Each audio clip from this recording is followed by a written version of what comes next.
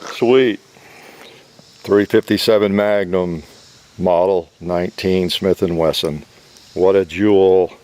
Yeah, Hickok 45, bringing you the Model 19 again in a chapter 2.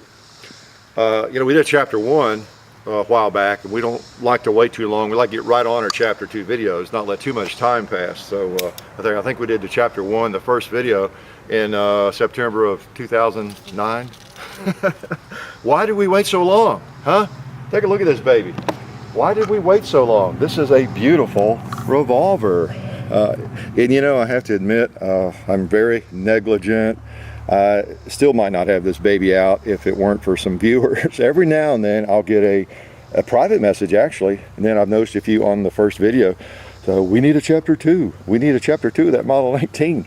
And I'm always thinking, 19? Gosh, we've done a lot of Glock 19 videos. And then I realize what they're talking about. You know, if it's a private message, oh, Model 19, Smith & Wesson. Well, you know, kind of like the Glock 19, it is, you know, it's just iconic. It's a universal gun. If you had one handgun in your life in the 70s, 60s, 50s, 80s, this might have been it. You know, just as now you might have one pistol and it's a Glock 19. But anyway, this is a gorgeous gun. This one's a little bit after the pin-barreled era, just a little bit beyond that, but it's a beautiful, beautiful gun. I talk about it in the first video and how it was refinished and sent to Smith & Wesson and everything. My first double action centerfire revolver was one of these, bought in 1974, I guess it was, 73, 74. Yes, oh man, I thought I was in hog heaven when I had that too, when I bought that. As usual, I let it get away. Let's put a few more pieces of ammo in it. 357 Magnum.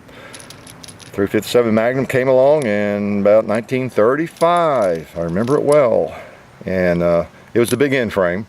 And then about 20 years later, with the help of Bill Jordan, who was a former border patrolman, a gun writer, excellent shooter. He was a all-around guy, Renaissance man. He helped develop this gun. He thought that this frame, the K-frame in a 357 Magnum, would be the ideal handgun, you know, of the day. And I think they presented him the first one that has serial number on it. So in about 55, 56, along in there. So anyway, this thing was made from about mid-50s to about the end of the century. Now, I was around at the end of the century. And I was one of those crying about the demise of all these pretty blue guns. Let's shoot something a little closer, like that flower pot. Yeah, oh, and a 2-liter. Oh, I'm gonna cry. How did I miss that? I'm gonna cry again. Yeah, must have been a little flinch action there because it's hard to miss with this if you're holding steady. And you get a good trigger break. And we have one more piece of ammo. There's another flower pot. I'm gonna skim him off there without touching that steel. Good, almost did, and I hit the back side of it. So more ammo. Let's use a speed loader. This is what they'd have done back in the day. Ammo ready to go. I'll put those in my pocket in case we're attacked here. Try that pot again. And there we go. Nice. And here's a bigger pot. And closer. Oh, sorry, tin can. Smoky reloads, huh? I see a can of soft drink. Was one anyway. This thing is a sweet shooter. They always were. Oops. Well, I'll pick those up later. But I mean, that's what you do. You know, if you're reloading under combat conditions, as often happens to me. You know, when targets are attacking, you empty. Bam, bam, bam, bam. You pull her down. Pull out a speed loader. Go back. You don't worry about the holes. You can pick those up after the battle's over, can't you? So you've seen speed loaders in action. I have a couple of different kinds, but back in the day, this is what they would carry, something like this. There were a lot of different sorts. These old HKS were those are everywhere. You still see them, I think, in about every gun shop. This one, who makes that thing? That was kind of an interesting one. You can read it. I'm not sure. A variant, SL variant. I actually like that because you push it against it just, shoots them in there, sort of. It's kind of neat. I'm not sure you can still buy those. Probably can. Dylan used to sell those. Let's go double action a little bit here and pop something with the double action mode. Like that guy and that plate.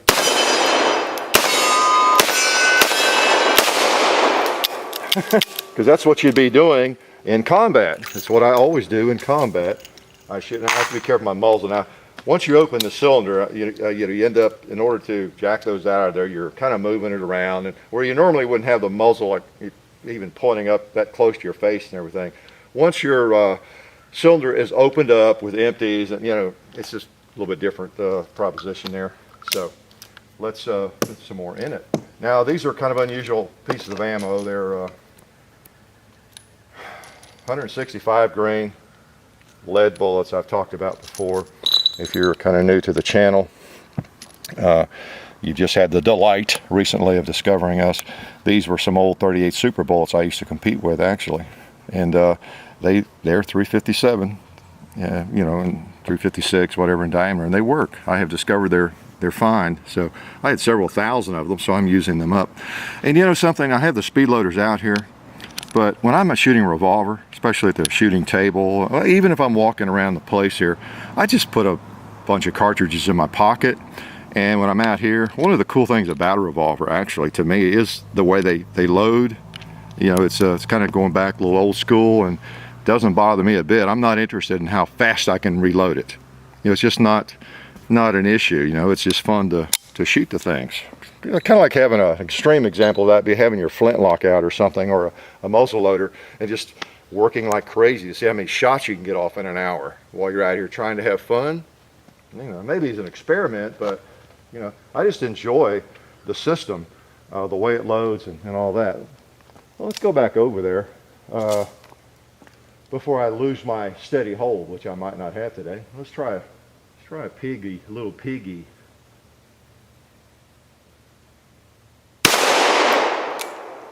It felt good. I must have been. Well, doesn't want to fall. Let's try the second pig.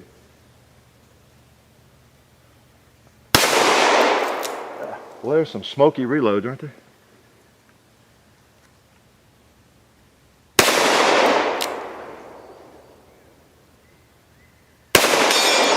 Okay. I'm going to try that first one again. Maybe I can hit him a little bit harder if I grip my teeth. Or maybe I can miss him. All right. Nice. Some of these cases I've probably been reloading since 1973. This was one of the first big reloading projects I embarked upon.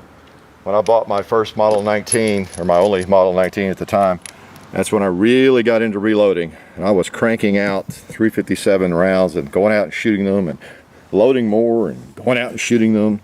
And it's a miracle I didn't wear out that Model 19.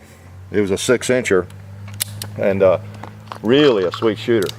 I'm going to try the red plate while I'm missing. I mean, if I'm going to miss something, let's miss something a little smaller. That way it won't be as embarrassing. Aha! Or let's hit something smaller. See, I know these sights are right on, so if I miss, it's all on me. That was close. I just know it was. Felt pretty good. There we go. See, it will do it. Well, let me try that pig again. See if he'll fall, if I can hit him.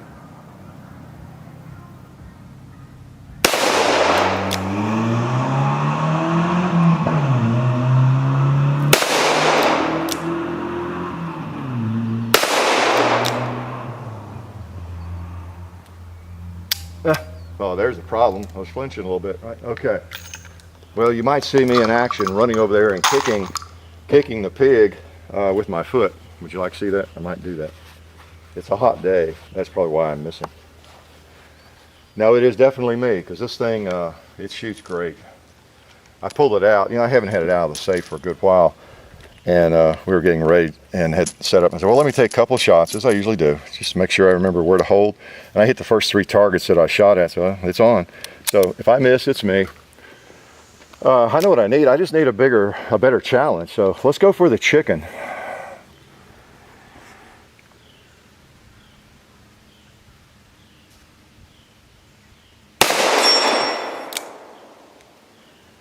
Did he move on me?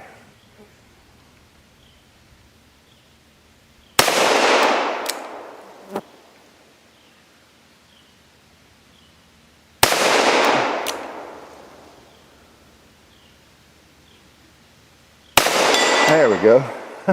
I feel like I was probably close even on the misses. Y'all could tell better than I could. Now we earned a big target. How about that big boiler, that propane tank? Oh man, what a great shot that was. See if we can hit the cowboy here. Oh yeah. What a master shooter.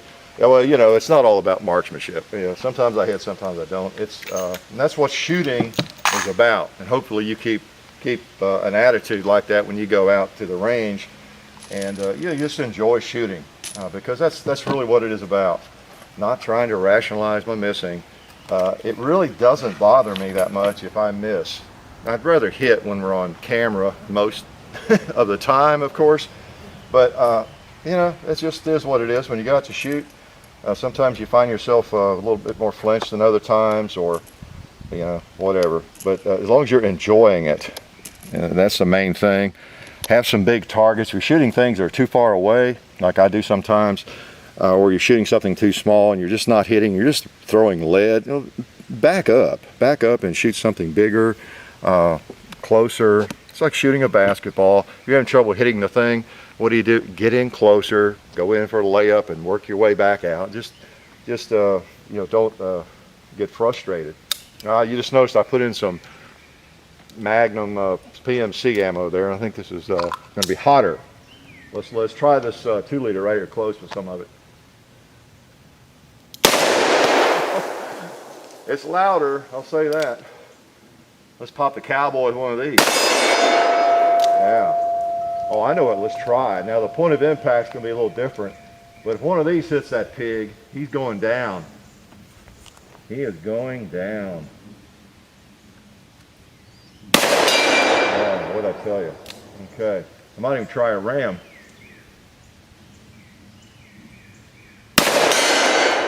Oh, hey, didn't want to go, but he did. Let's try the other one.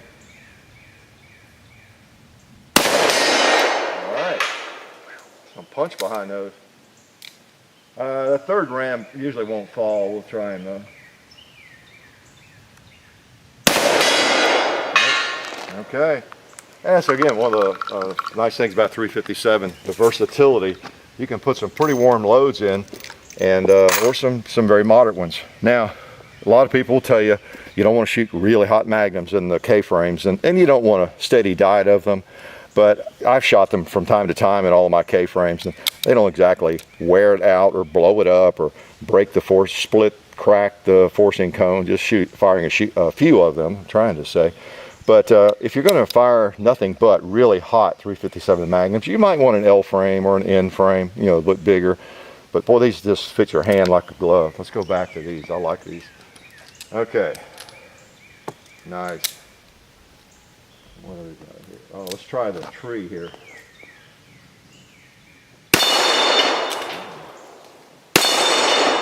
All right. And we've got a drink down there that thinks he is going to survive. He might. Not today. Sorry, guy. You know what? That turkey looks awfully lonely over there, doesn't he? Standing there by himself. All of his friends have caught some lead, and he has not.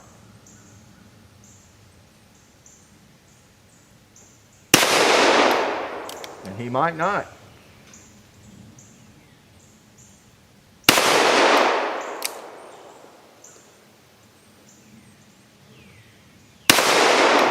I'm going too low. Yeah. Okay, we'll try him again though. And I know most of you have to be somewhere, but I don't, so too bad. You're just going to be late. You're going to have to stay right here with me. I'm not going to let you leave. The only way you can leave the room, leave your computer, is if you're bleeding or you're having trouble breathing or something. Otherwise, you got to sit right tight. If it takes 100 rounds, that's what it takes. Come on now, you owe me some patience. You know this has happened to you before at the range, where you just couldn't hit something. Did everybody go off and leave you? Oh, now that one went over. I saw that. There we go. There we go.